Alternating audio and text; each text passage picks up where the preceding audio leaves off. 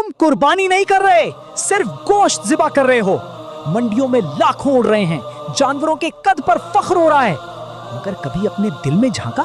जिस दिल में दिखावा भरा हो, क्या वहां तकवा बचा होगा?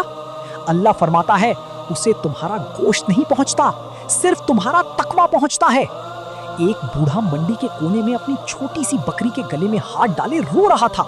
लोग उसकी गरीबी पर हंस रहे थे।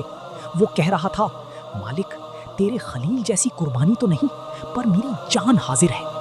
उधर एक अमीर करोड़ों के बैल पर इतरा रहा था। कबूल किसकी हुई? उस रोते हुए गरीब की, क्योंकि उसकी नीयत में मिलावट नहीं थी।